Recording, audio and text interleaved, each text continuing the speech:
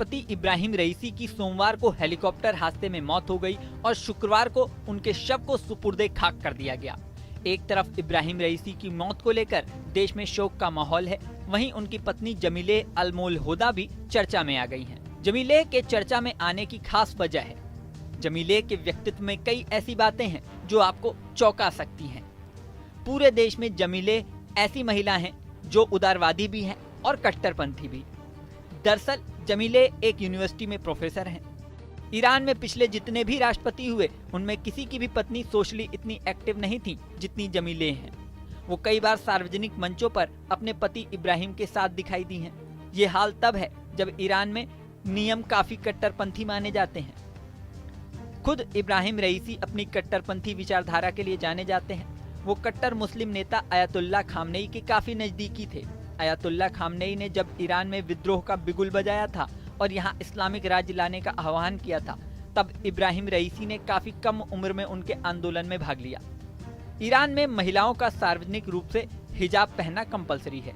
यहाँ तक कि साल 2022 में एक महिला महसा अमीनी की मौत के बाद महिलाओं ने हिजाब के खिलाफ प्रदर्शन किए तो रईसी की सरकार ने सख्त कार्रवाई की थी। इन सब बातों के बावजूद जमीले पिछले ईरानी राष्ट्रपतियों की पत्नियों की तुलना में ज्यादा सोशली एक्टिव रही हैं। यहाँ तक कि 18 साल की उम्र में उनका निकाह रईसी के साथ हो गया था, लेकिन उसके बाद जमीलेह ने पढ़ाई जारी रखी और पीएचडी की। 1965 में ईरान के मशहद में जमीलेह का जन्म हुआ था। जमीलेह साइंस और टेक्नोलॉजी रिसर्च इंस्टीट्यूट की हेड भी हैं। उनकी 2 बेटियां हैं। एक बेटी का नाम जमीलेह सआदत अल-मोलहोदा है, वहीं दूसरी बेटी को लेकर ज्यादा जानकारी मौजूद नहीं है। जमीलेह अल-मोलहोदा ने 8 किताबें भी लिखी हैं। जमीलेह ने ईरान के राष्ट्रपतियों की पत्नियों की पारंपरिक छवि से हटकर काम किया है। ईरान की राजनीति में पहले राष्ट्रपति की पत्नियों की सक्रियता न के बराबर होती थी, लेकिन जमीलेह के साथ ऐसा नहीं है। जमीलेह अपने पति रईसी के साथ आधिकारिक यात्राओं पर भी जाती रही हैं और विदेशी मीडिया को इंटरव्यू भी देती रही हैं। फाइनेंशियल टाइम्स को एक इंटरव्यू के दौरान जमीलेह ने कहा था, मैं एक शिक्षक हूं और फिलोसफिकल थ्योरीज पर फोकस करती हूं। मैं लंबे समय से ये कर रही हूं, लेकिन अब ऐसा लगता है कि मेरे पास एक मंच है जहां मेरी एक्टिविटीज दिखाई दे रही हैं। जमीलेह ने यूरोपीय लीडर्स की पत्नियों को लेटर लिखकर गाजा में हो रहे युद्ध को रोकने के लिए अपने प्रभाव का इस्तेमाल करने के लिए भी कहा था। जमीलेह ने यूरोपीय लीडर्स की पत्नियों को लेटर में लिखा था, प्लीज अपने पतियों से असहाय फिलिस्तीनी बच्चों और महिलाओं की हत्याओं की निंदा करने और शांति बनाने के लिए तुरंत कार्रवाई करने के लिए कहें। लेकिन जमीलेह का ये चेहरा सिर्फ सिक्के का एक पहलू है।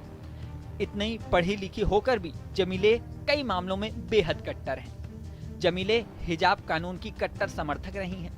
जब ईरान की महिलाओं ने हिजाब कानूनों पर सख्ती से विरोध किया, तब जमीलेह ने सार्वजनिक रूप से इस नियम का बचाव किया। जमीलेह ईरानी महिलाओं के सिर ढकने की समर्थक हैं। यही नहीं, उनका मानना है कि एक महिला की सबसे पहली भूमिका माँ और पत्नी बनना होती है। महिलाओं और अभिव्यक्ति की आजादी के मुद्दों पर अपने रूढ़िवादी विचारों के कारण वह लगातार विवादों में भी रही हैं। एक रैली के दौरान जमीलेह ने कहा था, महिलाओं का अस्तित्व कहीं खो गया है और महिलाएं पुरुषों की तरह व्यवहार करती हैं। ये यूरोपीय सभ्यता की विरासत थी। यूरोप में महिला वर्कर्स की जरूरत थी, इसलिए उन्होंने महिलाओं को भी श्रमिक बनने के लिए कहा। एक टीवी चैनल को दिए इंटरव्यू में जमीलेह ने कहा था, हम चाहते हैं कि औरतें औरतों की तरह ही रहें। वे मर्द क्यों बनना चाहती हैं? हमें पुरुषों की तरह पढ़ाई लिखाई और कामकाज क्यों करना है? हम उनकी तरह क्यों रहें? ये तो हिंसा का ही एक रूप है। अब रईसी की मौत के बाद सार्वजनिक मंचों पर जमीलेह की क्या भूमिका होगी, ये सवाल लगातार उठ रहा है। यहाँ आपको ये भी बता दें कि शुक्रवार को इब्राहिम रईसी को मशहद स्थित इमाम रजा दरगाह के अंदर कब्र में दफनाया गया। इस दरगाह में शिया समुदाय के 8वें इमाम भी दफन है।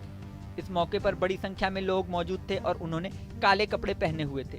हालांकि उनके जनाजे में उतनी भीड़ शामिल नहीं थी जितनी साल 2020 में बगदाद में अमेरिकी ड्रोन के हमले में revolutionary guard general Qasem Soleimani के मारे जाने के बाद जनाजे में उमड़ी थी। इसके पीछे रईसी को लेकर लोगों की भावनाएं भी संकेत करती हैं। रईसी सरकार ने साल 2022 में महसा अमीनी की मौत को लेकर हुए प्रदर्शनों के दौरान सख्त कार्रवाई की थी, जिसे लेकर लोगों में गुस्सा था। अमीनी को ईरान में महिलाओं के लिए अनिवार्य हिजाब नहीं पहनने के लिए हिरासत में लिया गया था। ऐसे हालातों में जमीलेह को लेकर चर्चा और भी ज्यादा बढ़ गई है। इस वीडियो में फिलहाल इतना ही। बने रहिए न्यूज नेशन के डिजिटल प्लेटफॉर्म पर।